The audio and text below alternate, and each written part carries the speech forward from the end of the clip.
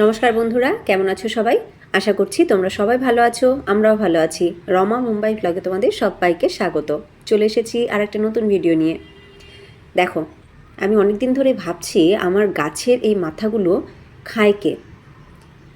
একদম আগাগুলো না, পাতা কোনো থাকে না, কোনো পাতা থাকে না, আর আগাগুলো ভাঙা থাকে। অনেক দিন ধরে ভাবছি, আজকে চোর ধরা পড়েছে। দেখো এগুলো হচ্ছে পাখি, দোয়েল পাখি। এই দোয়েল পাখি এরকমভাবে আমার গাছের মাথাগুলোকে খেয়ে নেয়।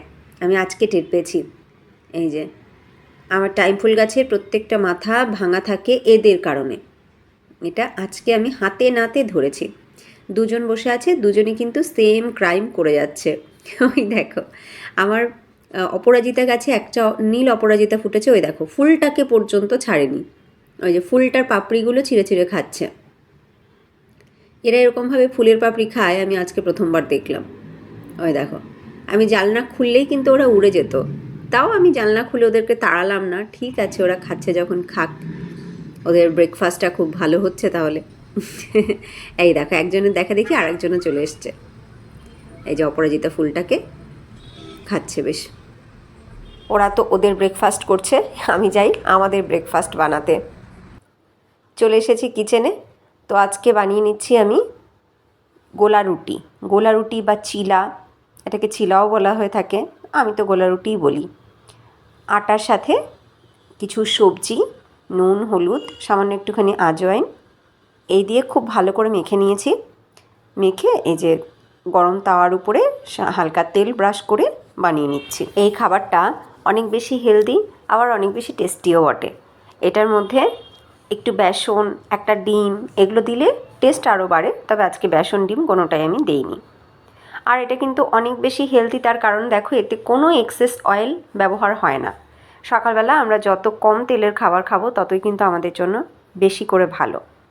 তো আমার বানানো হয়ে গেছে, এবার আমার বরকে দিয়ে দিই খাবার, ও যাবে অফিসে।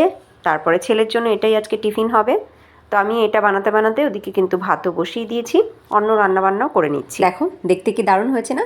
দেখতে যেমন ডেলিশিয়াস, খেতেও কিন্তু ততটাই ভালো। রান্নাবান্নার সমস্ত কিছু কমপ্লিট, বড় অফিস চলে গেছে, বাবাও স্কুলে চলে গেছে। এইবার আমার শুরু হয়ে গেছে ঘরের সাফ সাফাই। ডাস্টিং আমি প্রতিদিনই করি। ঘর ঝাড় দেওয়ার আগে এইরকম একটু হালকা ডাস্টিং কিন্তু আমি প্রতিদিন করা থাকে, কারণ এইগুলো না করলে না ওই হালকা একটু যে ধুলো উপর থেকে জমে সেটা দেখতে খুব খারাপ লাগে, সাদা সাদা হয়ে থাকে। তো আমি ঝাড় দেওয়ার আগে প্রতিদিনই এই কাজটা করে নিই। প্রতিদিনই যদি এরকমভাবে একটু হালকা ডাস্টিং করতে থাকি তাহলে কিন্তু একদিন ঘর পুরো ডিপ ক্লিনিং করার কোনো দরকার পড়ে না। আমি সবসময় ঝাড় দেওয়ার সময় ঝাঁটাটাকে খাটের নিচে অনেকটা ঢুকিয়ে ঝাড় দিই, সোফার নিচে অনেকটা ঢুকিয়ে ঝাড় দিই, যাতে সবসময় আমার ঘরটা পরিষ্কার থাকে।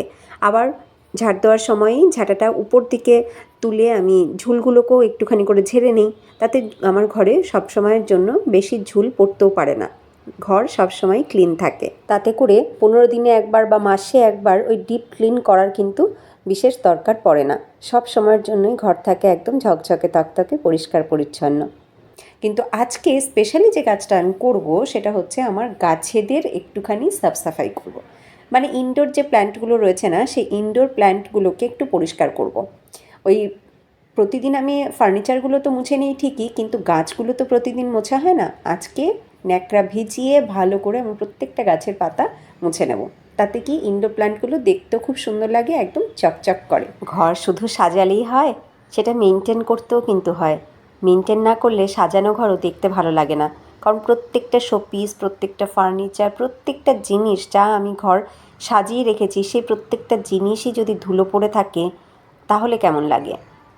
সেই কারণে প্রত্যেক দিনই কিন্তু এরকম একটু পরিষ্কার পরিচ্ছন্ন করা খুব দরকার। আজকে আমি আমার ইনডোর প্ল্যান্টগুলো, মানে যেগুলো অরিজিনাল গাছ, সেগুলো সবগুলোকে খুব সুন্দর করে মুছে নিচ্ছি। আর সাথে যে ফেক ফ্লাওয়ারগুলো ছিল, মানে প্লাস্টিকের যে ফ্লাওয়ার স্টিকগুলো ছিল, সেগুলোকেও সরিয়ে নিয়েছি, ওগুলো ধুয়ে দেবো। ওগুলো কিন্তু প্রতিদিন ধোয়া হয় না, ওগুলো তো সেই মাসে একদিন বা 2 মাসে একদিনই ধোয়া হয়। আর এই ইনডোর প্ল্যান্টগুলো, এগুলোকে কিন্তু 15 দিন পর পরই ভালো করে মুছে নিতে হয়, একদম ভেজা ন্যাকড়া দিয়ে। আর তা না হলে এগুলোতে ধুলো পড়লে যেমন ভালো লাগে না, তেমনি এদের হেলথের জন্যও ভালো না। গাছগুলোকে নিয়মিত জল দেওয়া, নিয়মিত এদের একটু জল স্প্রে করা, ভেজা ন্যাকড়া দিয়ে মুছে নেওয়া, এগুলো খুব দরকার এই ইনডোর প্ল্যান্টগুলো হেলদি থাকার জন্য। গাছগুলোকে ঘরের ভেতরে রেখে আমার কাজ বেড়ে গেছে।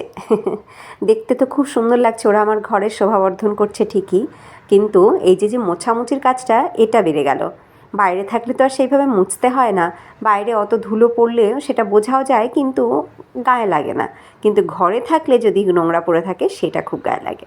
দেখো মুছে নেওয়ার পরে কি সুন্দর লাগছে দেখতে।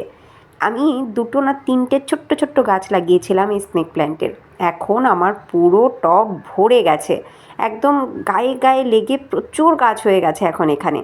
আর এই আরিকা পামটাকে দেখো, একদম ছোট্ট একটা আরিকা পাম আমি কিনে এনেছিলাম অনলাইনে, সেই গাছটা এখন এত সুন্দর ঝাঁকড়ানো হয়ে কি সুন্দর হয়েছে না, একদম ডিপ সবুজ রং, দারুণ লাগছে দেখতে।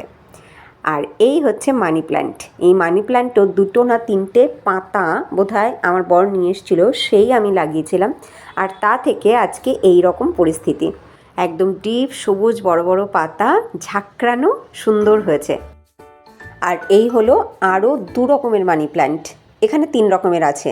এই যেটা দেখছো গ্রিন টবের মধ্যে লাগানো, এখানে রয়েছে 2 রকমের, একটা দেখো সবুজ রঙের মধ্যে হলুদ ছোপ ছোপ, আর একটা হচ্ছে হালকা কুচি কলাপাতা রঙের, আর এই হচ্ছে ডিপ সবুজ রঙের, এটাও কিন্তু অন্য, মানে এখানে টোটাল 3 রকমের মানি প্ল্যান্ট দেখতে পাচ্ছ। মোছার পরে কি সুন্দর লাগছে না দেখতে, একদম চকচক করছে প্রতিটা গাছের পাতা। সন্ধে হতে বর, আমার ছেলে দুজনেই বাড়ি চলে এসছে, বাবাই তো চলে গেছে পড়তে। এবার আমি আর আমার বর শুরু করেছে একটু পিঠে বানাতে। শীত চলে গেছে তো কি হয়েছে, আমাদের মানে মুম্বাই থেকে শীত চলে গেছে, এখনও ওয়েস্ট বেঙ্গলের শীত যায়নি। কথায় আছে মাঘের শীত বাঘের গায়ে, মানে এখনও পশ্চিমবঙ্গে কিন্তু প্রচুর শীত, কিন্তু মুম্বাইতে এখন আর ঠান্ডা নেই, মানে যা একটু ঠান্ডা ঠান্ডা ভাবটা ছিল পৌষ মাসে, সেই ঠান্ডা ভাবটা কিন্তু এখন আর একদমই নেই। তো এখানে শীত চলে গেলে কি হবে, পিঠে খাওয়ার আমেজটা আমার ভেতর থেকে এখনও যায়নি। ইচ্ছে করছিল খুব মুখ সামলি পিঠে বানাতে, তো আজকে আলটিমেটলি সেই মুখ সামলি পিঠে আমি বানাতে শুরুও করে দিয়েছি। তো দেখো আমি একা বানাচ্ছি না, আমার বড় কিন্তু বানাচ্ছে আমার সাথে সাথে।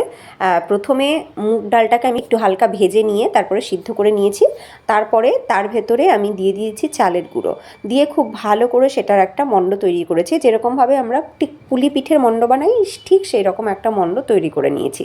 1 চিমটে মতন আমি লবণ দিয়েছিলাম ওতে, তারপরে সেই পুলি পিঠের মতন করেই ওর ভেতরে নারকেলের পুর ভরে প্রত্যেকটা পিঠে বানিয়ে নিয়েছি। এইবার গরম তেলে আমি সেগুলোকে দিয়ে দিলাম। এই মুখসামলি পিঠে এরকমভাবে ভেজে তুলেও কিন্তু খাওয়া যায়, আর এছাড়া এই পিঠেগুলোকে আবার চিনির শিরাতেও দেওয়া যায়। তো আমি দেখো একদিকে চিনির শিরা তৈরি করছি, আর অন্য ওভেনে আমি পিঠেগুলোকে সুন্দর করে ভেজে নিচ্ছি। এই পিঠে খেতে কিন্তু দারুণ। আমি গত বছরও আমার মনে আছে মুখসামলি পিঠে বানিয়েছিলাম, গত বছর খাওয়ার পরেই আমার বরের দারুণ লেগেছিল। আর আমার শুধু খেতে ইচ্ছা করেছে এই বছর তা নয়, ওরও এই বছর খুব খেতে ইচ্ছা করেছে, ওই মনে করে বলছে মুখসামলি পিঠেটা বানাও, দারুণ খেতে হয়। তো দেখো আমি সুন্দর করে ভেজে তুলে সেগুলোকে চিনির শিরার মধ্যে দিয়ে দিচ্ছি। এই প্রথম ব্যাচে যে কটা ভাজলাম সব কটাই আমি চিনির শিরাতে দিলাম। এইবার সেকেন্ড ব্যাচে এই যেগুলো ভাজা হচ্ছে এইগুলো আর শিরাতে দেবো না, এইগুলো শুধু ভাজা খাবো, তাই এইগুলোকে আমি একটু বেশি লাল লাল করে বেশি ক্রিস্পি করে ভেজে নেব, যাতে 2 থেকে 3 দিন আমরা রেখে খেতে পারি। দেখো লাল লাল হয়ে গেছে, এইবার আমি এগুলোকে তুলে নিচ্ছি। এগুলো কিন্তু 2 থেকে 3 দিন রাখলেও এরকম ক্রিস্পি থাকবে, দারুণ খেতে দারুণ খেতে। তোমরা যারা খাওনি তারা অবশ্যই একবার বানিয়ে খেয়ে দেখো, একদমই ইজি, কোনো কঠিন বিষয় নয়। যেমন পুলি পিঠে ঠিক সেই রকমই, শুধুমাত্র মুগ ডালের সাথে চালের গুঁড়ো দিয়ে ডো বানাতে হয়। তো এই দেখো এগুলোকে একটু লাল লাল করে ভেজে তুলে নিলাম। এই হলো আজকের সন্ধেবেলার আমাদের স্ন্যাক্স, মুখসামলি পিঠে। 2 রকমের স্বাদেরই বানালাম। চিনির শিরাটা এটা কিন্তু খেতে একটু অন্যরকম লাগবে, আর যেটা ভাজা এই ভাজাটা খেতে আবার একটু অন্যরকম লাগবে, একই জিনিস কিন্তু 2 স্বাদ। এইবার 2টো পিঠেই তোমাদেরকে একটু ভেঙে দেখাই। দেখো এটা কি সুন্দরভাবে একদম খুব সহজেই ভেঙে গেল, আর ভেতরে নারকেলের পুরটা ভরা, খেতে সত্যি দারুণ। যারা খেয়েছো তারা অবশ্যই কমেন্টে জানিও তোমাদের কেমন লেগেছে মুখসামলি পিঠে। আর এই রসে দেওয়া এটাকেও আমি একটুখানি ভাঙলাম, দেখো এটাও কিন্তু খুব ইজিলি ভেঙে গেল, আবার একদম গলে গেছে তাও কিন্তু নয়, এটাও খেতে খুবই সুন্দর, খুবই টেস্টি।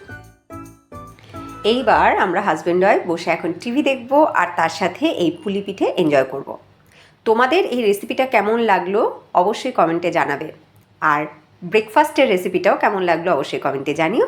আর ভিডিওটা যদি ভালো লাগে অবশ্যই লাইক করো। ভিডিওটা এখন এখানেই এন্ড করছি। তোমরা প্রত্যেকে ভালো থেকো, সুস্থ থেকো। টাটা।